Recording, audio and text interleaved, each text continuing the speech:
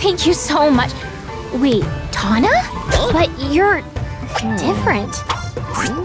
You're not from our universe.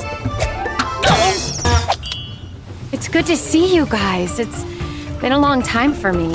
We lost touch in your universe too, huh? Yeah, you could say that. What did we, die or something? What? No! Nope. No, definitely not. So how are things in your dimension? The usual. A bunch of evil scientists attempting interdimensional domination. Huh. So, what you collecting? Crystals? Gems? Masks. Ooh, fun. Well, good luck with that. Wait, you're not coming? Sorry, I fly solo. But I'll lend a hand where I can. In fact, I already have.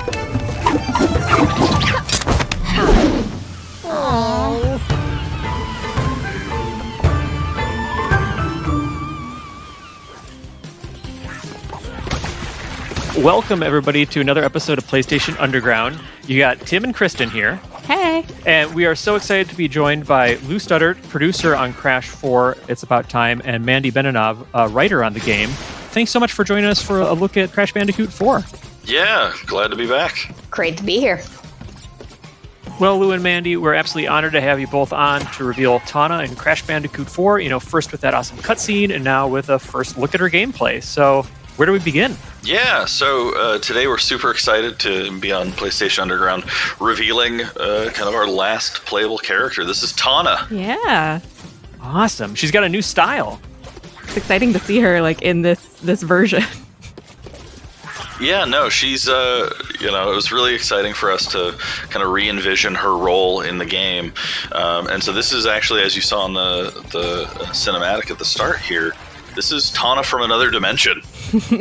And so this is kind of our version of a unique, kind of playable version of Tawna. Alt Tawna. Yeah. Yeah, this is great. And she's got it definitely, one thing that's been really cool seeing all the different playable characters for Crash 4 is, Crash and Coco have a very traditional play style for, Crash Bandicoot, but then you have, Cortex who kind of uses his blaster to change enemies, and then recently revealed Dingo Dial and his vacuum cannon. So what sets Tawna apart, gameplay-wise that we're seeing here? Yeah, so Tawna's kind of all about being like an action hero. Yeah, she looks like it. And so for her, she's actually got a couple of really unique maneuvers that kind of change her gameplay when compared to Crash and Coco or the other playable characters. Primarily, she has what we call her hook shot. It's kind of a grappling hook that allows her to traverse the level really speedily. And then you can also see she's the only character that can wall jump. And so for her, it's all about kind of quick traversal and comboing these different maneuvers together. Oh, there's that hook. Cool. Yeah, going from a rope swing to a hook shot to a rail grind to a wall jump. She's all about being fast, nimble in ways that the other characters aren't. Nice. I love her design too, just the leg warmers and the hair. It's very 80s action hero. Yeah, I love it. Yeah, that's actually something that our art team was really focused on, was kind of making her seem like she's been on adventures and she's kind of found, her own personal style and way forward in the world. Yeah. Nice. And so we're seeing color splash out of her here. What's going on there? Yeah, so this is actually a look at one of our newly revealed modes called Inverted Mode. And so it's our kind of souped up take on a mirror mode. And so what we've got is kind of an inverted level layout, but then also each of the dimensions has their own new and unique kind of art style and experience. And so this one that we're showing off today that Tawna's playing through is one where the world is black and white, but all of the actions that you do paint to the environment. Okay, very cool. Man, gotta watch out for those sharks. Yeah, it looks like, no matter what character you're playing in Crash 4, that familiar but, challenging but fair difficulty is there.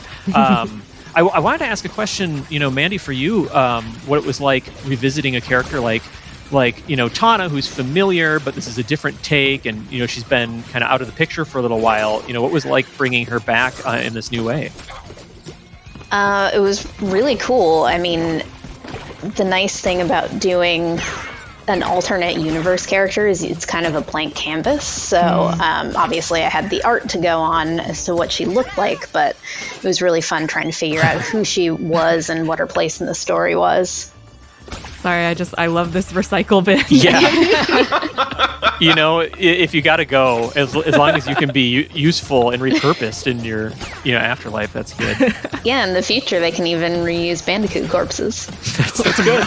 You got to get resourceful. That's awesome. One thing I'm curious about is with the different characters being playable. Sort of, how does it work for, you pick up the game and you start playing? Is it like a linear progression of stages and you'll play different characters for different stages, or can you go back to the same levels as a different character? Kind of, how does it work for when folks are going to be playing it? Sure. So the main adventure is a linear series of stages. We've kind of taken our cue from Crash Bandicoot 1, and we've got what we call the dimensional map, which is kind of this overview of the levels, and that allows us to introduce new mechanics and new characters along the way.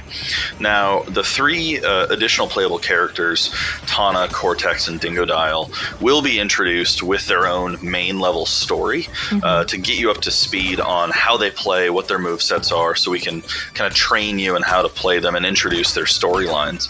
But from that point on, they actually are mostly in these optional levels that we call timelines. And so these timelines are these really fun levels where half of the level is playing as these unique characters in their own level section. And then you see how their story interacts with Crash and Coco. Interesting. So it's more like this is like the sideline of what's happening? Yes, exactly. And so it was kind of fun is, when we were working on this and, when Mandy was doing the writing and figuring out how we wanted to do this, we kind of joked, of each of these different characters have their own way of interacting, where Cortex being, a villain is doing stuff to hinder Crash and Coco. Dingodile is just kind of an accidental tourist in all of this, and so he's mostly just kind of causing havoc unknowingly. But then Tawna is all about almost being kind of like a guardian angel on the sidelines. Aw, she's looking out for him. That's awesome. And I like that it's kind of this interesting contrast to Cortex, who's kind of causing destruction that might hinder the progress of, Crash and Coco in their stages. But, the one thing I'm curious about, too, is from a gameplay and sort of narrative perspective, like, Tawna's, her abilities to, like, everything from her animations, whereas Crash might have sort of like a belly flop or something like that. She has this really, like, intentional ground pound. What does her new design sort of say about her as a character in Crash 4? Sure. I mean, Mandy, do you want to speak to that? Sure. I think the biggest thing is it speaks to her past in her universe, which you don't really see, but just the fact that she's an experienced, capable adventurer. This really isn't her first rodeo, and so I think that really shows through her animations and her moveset and all that stuff. Yeah. Man, this underwater level is just, I love how it, like, she's kind of slowed down and has to move a little bit more agilely, I guess. Yeah. Is that another inverted level? It is, yeah. Okay. Yeah, so this is actually the inverted version of this future dimension, and so it totally changes the way that the level feels. It really does, yeah. I love that because it really just adds to the replayability of, like, you think you already know how this level runs, and then going through it again with this different style, it just adds that extra layer. Yeah. Yeah, it's really fun because what we found is playing the Crash games, you build a muscle memory, and so you end up, like, you actually see, especially now that we have this death counter, you see your, skill grow just by kind of replaying it and knowing the challenges. And so we wanted to create a mode that completely messed with that. Yeah. And completely made your muscle memory betray you, and you actually had to learn and relearn the levels over again to make it feel really fresh. I love that. No, that's really cool, and I'm also just a huge fan of seeing. I love wall jumps in game, and growing up with, like, side-scrolling